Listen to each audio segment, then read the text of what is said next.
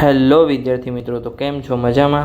તો આજે આપણે ધોરણ 9 ગણિત, જેમાં આપણે ચેપ્ટર નંબર 1 સંખ્યા પદ્ધતિ, એનો આજે 10મા નંબરનો લેક્ચર છે. એમાં આજે આપણે છેદનું સમીકરણ છે તે ટૉપિકની વાત કરવાના છીએ. તો આપણે એના પર આધારિત ઉદાહરણો આપણે ગણીશું. તો ચલો હવે આપણે લેક્ચરની શરૂઆત કરીએ. તો કે છેદનું સમીકરણ શું કહેવાય? તો કે છેદને અસમ્યમાંથી સમ્ય બનાવવાની રીત.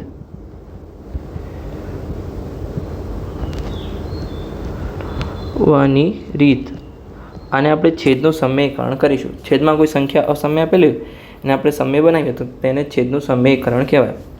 ધારો કે આપણે બે પ્રકારની સંખ્યા હોય. ધારો કે છેદમાં એક પદ હોય, એક જ પદ હોય. કેવી સંખ્યા? ધારો કે આપણે કોઈ સંખ્યા આપેલી છે, આપણે એક ભાગે એકના વર્ગમૂળમાં 2. તો આમાં નીચે એક જ પદ છે, બીજી આગળ બે પદવાળી પણ સંખ્યા આવશે. આને તમે કેવી રીતે સમ્ય કરશો? તો આ બંને બાજુ આપણે આને સમ્ય કરવા માટે આપણે નીચે વર્ગમૂળ 2 વડે ગુણીશું. તો આપણે આ પદને બેલેન્સ કરવા માટે આપણે ઉપર પણ વર્ગમૂળ 2 વડે ગુણીશું. તો આ થઈ ગયું આપણું છેદનું સમીકરણ. હવે આપણે સૂત્ર દ્વારા આ સેમ ટુ સેમ આપણે લખીએ, પછી આપણે આગળ દાખલા ગણવાના જ છે. તો હવે આપણે એને કેવી રીતે લખી શકીએ? ધારો કે આપણને કોઈ સંખ્યા આપેલી 1 ભાગ્યા વર્ગમૂળમાં a. તો આ સંખ્યાને આપણે સમીકરણ કરવું તો કેવી રીતે કરી શકો? નીચે જે સંખ્યા છે એ સેમ એની a, અને ઉપર નીચે વર્ગમૂળ a વડે એનો ગુણાકાર થશે. થોડો ફાઇનલ આન્સર શું મળશે? વર્ગમૂળ a ભાગ્યા a. આ થઈ ગયો આપણો છેદ સમ્ય. પહેલાં હતો અસમ્ય. આપણું એક પદ આપેલું તો આવી રીતે કરવાનું રહેશે.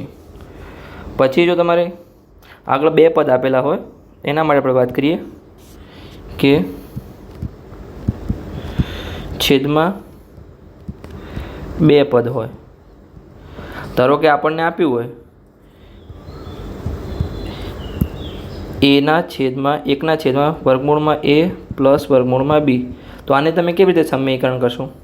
તો પહેલાં તમે સેમ એનું પદ લખી દેવાનું, વર્ગમૂળમાં a પ્લસ વર્ગમૂળમાં b. હવે જે આને આપણે સમીકરણમાં કરવા માટે અહીંયા જે આપણે સેમ પદનો ગુણાકાર નહીં કરીએ, અહીંયા ખાલી ચિહ્ન જે પ્લસ છે તો માઇનસ કરી દઈશું, અને માઇનસ હશે તો આપણે પ્લસ કરી દઈશું. અહીંયા આપણે વર્ગમૂળમાં a માઇનસ વર્ગમૂળમાં b વડે ગુણાકાર કરીશું. તો આપણે પદને બેલેન્સ કરવા માટે ઉપર પણ આપણે સેમ પદ લખીશું, a માઇનસ વર્ગમૂળમાં b. આનો ફાઇનલ આન્સર શું થશે? અહીંયા વર્ગમૂળમાં a માઇનસ વર્ગમૂળમાં b ભાગ્યા નીચે શું થશે? અહીંયા જો, અહીંયા મેં તમને આગળ સૂત્ર લખાવી દીધું, a પ્લસ b હોય અને a માઇનસ b હોય તો તમારે શું કરવાનું રહેશે? a નો વર્ગ માઇનસ b નો વર્ગ. આ મેં તમને સૂત્ર લખાવી દીધું. તો અહીંયા આપણે મેં સૂત્ર રફર કરી દઉં છું. અહીંયા આપણે a નો વર્ગ વર્ગમૂળ a નો વર્ગ શું થશે? a માઇનસ એમના એમ, અને વર્ગમૂળ b નો વર્ગ b થશે. તો આ થશે આપણો ફાઇનલ આન્સર. આવી જ રીતે જો તમને માઇનસ આપેલું તો તમારે પ્લસ વડે ગુણાકાર કરવાનો રહેશે. અહીંયા આપણે લખીને તમને બતાવું છું. એકના છેદમાં અહીંયા તમે વર્ગમૂળ a માઇનસ વર્ગમૂળ b આપેલું, તમારે શું કરવાનું રહેશે? પહેલાં આપણે સેમ પદ લખી દઈએ, વર્ગમૂળ a માઇનસ વર્ગમૂળ b. ગુણાકારમાં હવે આપણે નીચે સમીકરણ કરવા માટે અહીંયા વર્ગમૂળ a, જો અહીંયા માઇનસ હોય તો આપણે અહીંયા પ્લસ લખવાનું રહેશે. આપણે ચિહ્ન ચેન્જ કરવાનું રહેશે. હવે આપણે પદને બેલેન્સ કરવા માટે ઉપર પણ આપણે વર્ગમૂળ a પ્લસ વર્ગમૂળ b વડે ગુણવા પડશે. તો અહીંયા આપણો આન્સર થશે વર્ગમૂળ a પ્લસ ઉપર વર્ગમૂળ b, સેમ ગુણાકાર થશે, અને નીચે આપણો આન્સર થશે a માઇનસ b, કેમ કે આપણે આગળ મેં તમને સમજાવ્યું એવી રીતે. આ તો કે આપણું સમ્ય પદ. હવે તમને કોઈ પણ આપેલું હોય, જો એક પદ હોય તો તમારે એના સાથે ગુણાકાર કરવાનો રહેશે, અને બે પદ હોય તો તમારે ચિહ્ન ચેન્જ કરીને ગુણાકાર કરવાનો રહેશે. તો ચલો હવે આપણે ઉદાહરણ 16થી આપણે ગણતરી કરીએ. હવે આપણે આગળ વધીએ. અહીંયા આપણે ઉદાહરણ 16 લખીએ. ઉદાહરણ 16. તો ઉદાહરણ 16ની રકમમાં શું કીધું છે કે 1 ભાગ્યા વર્ગમૂળમાં 2 છેદનું સમીકરણ કરો. સમીકરણ કરો. તો હવે અહીંયા કેટલા પદ છે? એક પદ છે. તો આપણે ડાયરેક્ટ સેમ સંખ્યા વડે આપણે ગુણાકાર કરી દઈશું ઉપર નીચે. તો આની ગણતરી કેવી રીતે આવશે? તો અહીંયા તમે જે પહેલાં તો આપણે સેમ સંખ્યા લખી દઈશું જે આપણે રકમ આપેલી હોય. અહીંયા આપણે ઉપર નીચે વર્ગમૂળ 2 વડે ગુણાકાર કરી દઈશું. આપણો ફાઇનલ આન્સર શું મળશે? અહીંયા સાઈડમાં વર્ગમૂળ 2 ભાગ્યા નીચે વર્ગમૂળ 2નો વર્ગ થશે એટલે આપણે શું મળશે? 2 આન્સર મળશે. આ થયો આપણો ફાઇનલ આન્સર. તમે આને બ્રેકેટમાં પણ લખી શકો છો. ઉદાહરણ 16 બસ આ 2 સ્ટેપમાં પટી ગયું. તો હવે આપણે આગળની વાત કરીએ કે ઉદાહરણ 17ની વાત કરીએ. ઉદાહરણ 17માં આપણને રકમમાં શું કીધું છે? હવે ઉદાહરણ 17ની રકમમાં 1/2 પ્લસ વર્ગમૂળમાં 3 છેદનું સમીકરણ કરો. છેદનું સમીકરણ કરો. તો આપણે આનું સમીકરણ કરવા માટે શું કરીશું? અહીંયા આપણને નીચે 2 પદ આપેલા છે. તો મેં તમને શીખવાડ્યું રીતે પ્લસની જગ્યાએ માઇનસ કરીને સેમ ટુ સેમ પદનો ઉપર નીચે ગુણાકાર કરવાનો રહેશે. તો અહીંયા આપણે કરી દઈએ. તો અહીંયા આપણે પહેલાં જે પદ આપેલું હોય એ મૂકી દઈએ. 2 પ્લસ વર્ગમૂળમાં 3. હવે આપણે ખાલી માઇનસ કરીને ઉપર નીચે ગુણાકાર કરી દઈશું જે છેદમાં હોય એનો. અહીંયા માઇનસ કરી દીધો આપણે 2 માઇનસ વર્ગમૂળમાં 3. હવે આપણું આગળનું સ્ટેપ શું બનશે? આપણે નીચે લખીએ તો ઉપર તો જો 2 ગુણ્યા માઇનસ 3 એ જ આવી જશે. પછી નીચે આપણે આ 2 ગુણ્યા 2 તો અહીંયા શું કરીશું? આપણે 2નો વર્ગ થશે. તો કે હા, માઇનસ વર્ગમૂળ 3નો પણ વર્ગ થશે કેમ કે સેમ સંખ્યા સાથે ગુણાકાર થશે. પછી આપણે આગળ જોઈએ તો કે 2 માઇનસ વર્ગમૂળમાં 3 અહીંયા થશે 2નો વર્ગ 4 અને વર્ગમૂળ 3નો વર્ગ થશે 3. આગળનું સ્ટેપ આપણે જોઈએ તો કે 2 માઇનસ વર્ગમૂળ 3 નીચે 4માંથી 3 જશે તો 1 એટલે આપણો ફાઇનલ આન્સર મળશે 2 માઇનસ વર્ગમૂળમાં 3. અને તમે બ્રેકેટ પણ કરી શકો છો. આ રહ્યો આપણો ફાઇનલ આન્સર ઉદાહરણ 17નો. હવે આપણે ઉદાહરણ 18 તરફ આગળ વધીએ છીએ. ચલો હવે આપણે ઉદાહરણ 18ની વાત કરીએ. તો ઉદાહરણ 18 એ રકમમાં આપણને શું કીધું છે? 5 વર્ગમૂળમાં 3 માઇનસ વર્ગમૂળમાં 5 છેદનું સમીકરણ કરો. સમીકરણ કરો. તો હવે આપણે શું કરીશું? નીચે છેદમાં માઇનસ છે તો આપણે પ્લસ વડે ગુણાકાર કરીશું સેમ પદનું. પહેલાં આપણે પદ લખી દઈશું 5 વર્ગમૂળમાં 3 માઇનસ વર્ગમૂળમાં 5.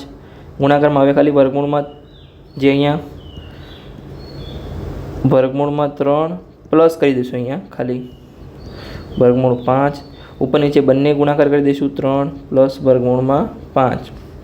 હવે આપણું નેક્સ્ટ સ્ટેપ શું બનશે? અહીંયા 5 એનો ગુણાકાર કોના સાથે થશે? વર્ગમૂળ 3 પ્લસ વર્ગમૂળમાં 5. નીચે શું થશે? અહીંયા આપણે તો નીચે વર્ગમૂળ 3નો વર્ગ થશે. અને અહીંયા મેં તમને આગળ શીખવાડી દીધું, જો a પ્લસ બી ગુણ્યા a માઇનસ બી હોય તો તમારે એનો વર્ગ માઇનસ બીનો વર્ગ કરવાનો રહેશે. તો અહીંયા આપણે માઇનસ આવી જશે વચ્ચે અને બીનો વર્ગ એટલે વર્ગમૂળ 5નો વર્ગ તમારે થશે. અહીંયા આપણે રફ વર્કને રિમૂવ કરી દઈએ છીએ. તો આપણે ગણતરીને આગળ લઈ જઈએ તો અહીંયા થશે 5 એમના એમ, ઉપરનું પદ એમના એમ જ રહેશે, વર્ગમૂળમાં 3 પ્લસ વર્ગમૂળમાં 5. નીચે વર્ગમૂળ 3નો વર્ગ થશે 3 અને વર્ગમૂળ 5નો વર્ગ થશે 5. તો અહીંયા આપણે -2 આવશે નીચે. તો અહીંયા આપણે 5 વર્ગમૂળમાં 3 પ્લસ વર્ગમૂળમાં 5 નીચે આવશે આપણો -2. તો હવે આને તમે કેવી રીતે આન્સર લખી શકો છો? અલગ અલગ રીતે તમે આન્સર લખી શકો છો. જો તમારો આ આન્સર પણ સાચો છે પછી તમે -2ને ઉપર લઈ જાઓ એટલે કે -5/2 પછી અહીંયા વર્ગમૂળમાં 3 પ્લસ વર્ગમૂળમાં 5. તમે આવી રીતે આખા સ્ટેપનો પણ કરી શકો છો. અહીંયા આવી રીતે પછી અલગ એક છે કે તમે -5/2 અલગ કાઢી વર્ગમૂળ 3 પ્લસ વર્ગમૂળ 5 તમે લખી શકો છો. આવી રીતે તમે કોઈ પણ સ્ટેપ એડ કરી શકો છો. 3 તમારા સાચા આન્સર છે. સમજણ પડી ગઈ? હવે આપણે ઉદાહરણ 18 તરફ આગળ વધીએ. ઉદાહરણ 19 તરફ. તો અહીંયા હવે આપણું આવશે ઉદાહરણ 19. ઉદાહરણ 19ની રકમમાં આપણને શું કીધું છે કે 1/7 પ્લસ 3 વર્ગમૂળ 2 આ જે સંખ્યા છે એના છેદનું સમીકરણ કરવાનું છે. સમીકરણ કરો. તો હવે આપણે ઉપર નીચે જ્યાં નીચેલું પદ છે એને આપણે ઉપર નીચે પ્લસની જગ્યાએ માઇનસ કરીને ગુણાકાર કરી દઈશું.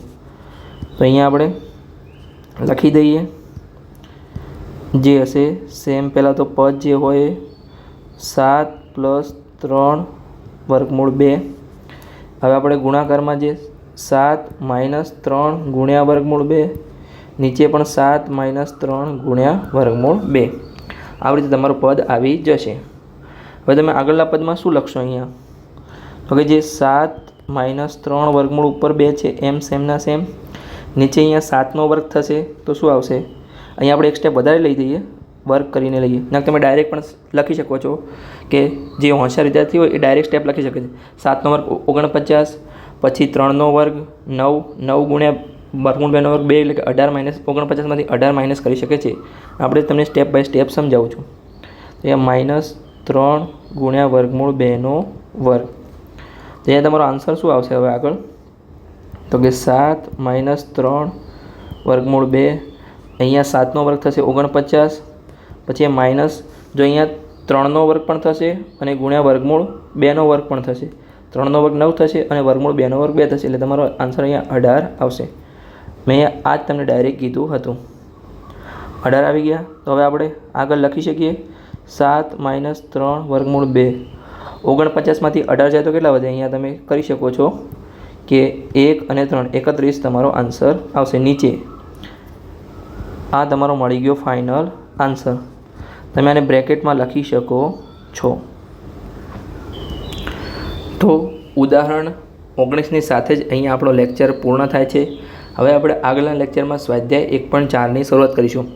આપણા લેક્ચર થોડા નાના બને છે પણ આપણે ટોપિક વાઇઝ ભણવાનો ટ્રાય કરીએ છીએ. પહેલાં આપણે જે સાદુરૂપ હતું એના દાખલા ગણાયા, પછી આ લેક્ચરમાં આપણે સમીકરણનો ટોપિક ગણાયો. હવે આપણે આગળના લેક્ચરમાં સ્વાધ્યાય 1.4થી આપણે સંપૂર્ણ પહેલા દાખલાથી આપણે શરૂઆત કરીશું. આપણે ટોપિક વાઇઝ આપણે ગણતા જઈએ, બધું આપણે મિક્સ ના થઈ જાય અને આપણે બધું ખબર પડતી જાય. જો તમને ચેનલના વિડીયો સારા લાગતા હોય તો તમે ચેનલને સબસ્ક્રાઈબ કરી શકો છો અને તમારા મિત્રો સાથે પણ શેર કરી શકો છો. મળીએ નવા વિડીયોમાં કોઈ નવા ટોપિક સાથે.